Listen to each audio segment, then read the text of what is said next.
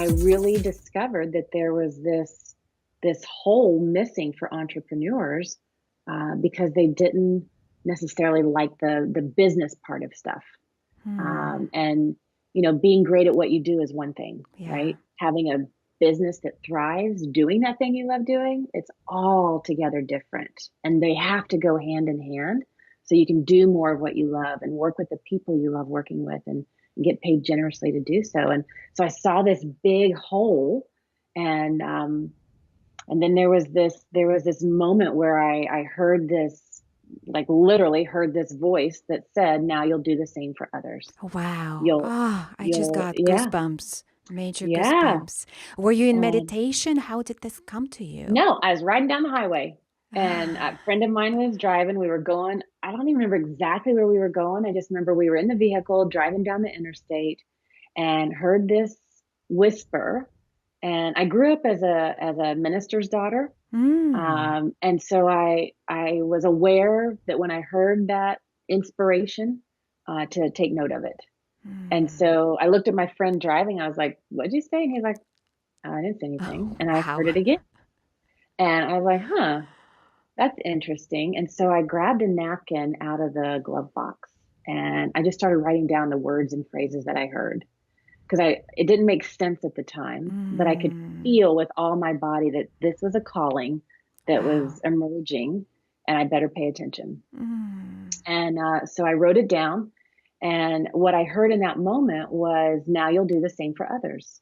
You'll help them eliminate the burdens and distractions so they can live their God-given potential. Wow. And in the oh, right there. See that framed picture right there? Uh-huh. You see it on the camera? Yeah. That's the napkin. I framed it, and that's from 14 years ago. That's the napkin, 14 and years ago. yeah, Wow. 14 years ago. And at the time, I didn't know. I had no clue what this message meant. Now you'll eliminate the burdens and distractions. I didn't know what burdens and distractions meant. Now Wow. you'll help others do the same. I didn't know who this voice was talking about, anything. And I just knew I needed to listen. And so it was several months of just listening and wondering, what the heck does this mean? Mm. And then when I discovered that a lot of these other coaches were struggling with their business, I was like, wait a minute, I think that's it right there. I think the others, now you'll do the same for others. You'll help other coaches that are providing transformation in this world. You'll help them eliminate the burdens and distractions. They're distracted by their business. It's not what they love. It's necessary, but it's not what they love, right? It feels like a burden that they have Yeah. to do, but what they really want to do is focus on their art, their passion, their calling. And in that moment, that's when I knew, all right, we need to do something for all these transformational leaders in the world to help them be successful at what they're doing. Because the more Mm. people that I can help be successful in working with more clients, the more transformation that happens in the world, and the ripple effect is, it's endless. Exactly. You knew it was much bigger, much, much Yeah, bigger than you. It was a yeah, mission, and you received that guidance. And what I really love about your story, and to me, it's such a crucial point in taking big leaps, remembering that you're not going to have it all clear in the beginning. You just have this inkling that this is right. This is the right yeah. It's direction. just this You're being this pulled in. knowing. Hmm. Hmm. But you Yeah, don't know yet what this means. You don't know who the others are. You don't know about the burdens and distractions, but you have this trust. You're paying attention, as you said. yeah. And that's interesting because just this morning when I was in my meditation and my kind of my morning rituals and routines that I do, that was the word that was coming up, was trust. Because right now, here we are, Ah, fast forward 14 years later, and we've created a very successful business, have helped thousands and thousands of coaches and other practitioners create thriving businesses. And ourselves, we're going to the next level.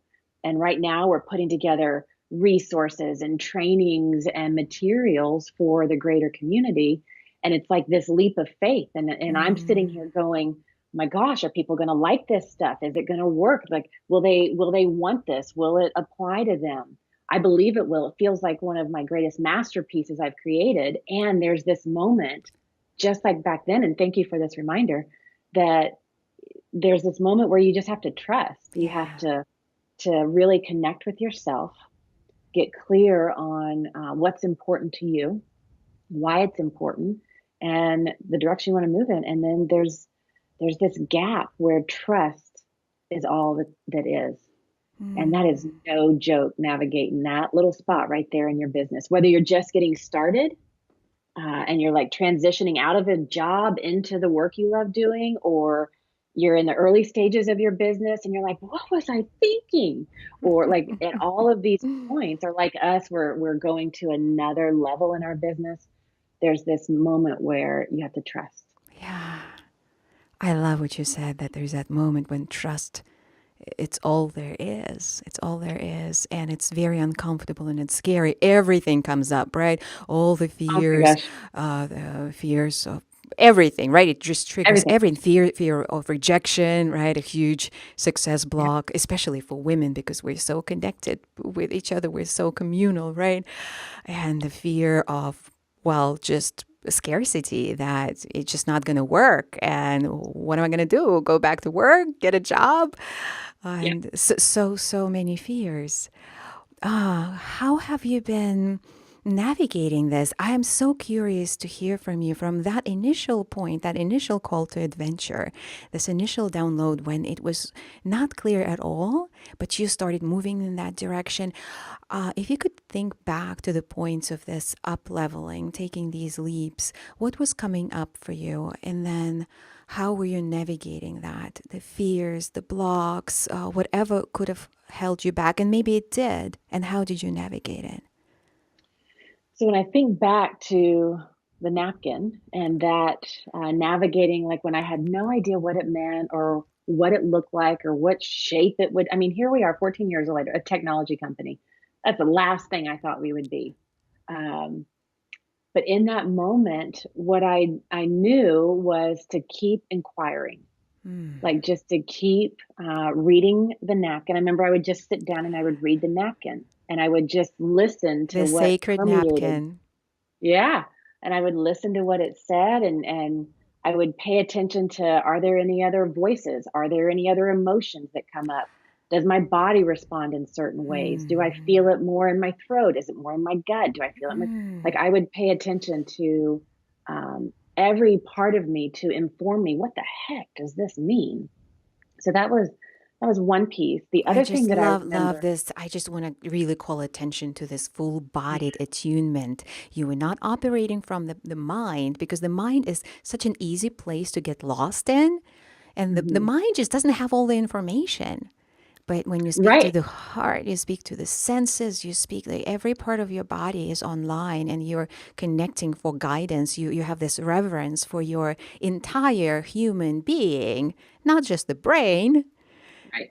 Yeah. Yeah. And every part of us informs us, and to be able to pay attention to that. So that was a big part of what I was doing, because my brain had nothing to grab onto. Yeah. My brain had no idea about it couldn't even begin to guess at what this I can meant. so relate to this. I always say, my brain is the last to catch up to what I'm up to, and sometimes I Yeah. just need to, like, okay, be nice to my brain and slow down a bit so that it can Yeah. wrap itself around what Yeah. I'm doing. Yeah. And most of the time, for like when we're implementing marketing strategies or training programs or whatever we're doing in our business, most of the time those things are just so our brain can get on board, like our spirit, our intuition, our higher essence, like it all Yes. knows already, and then our brain Mm. has to go through the I actions to love catch it. up. The spirit, the uh, intuition, the high essence, they already have the answers.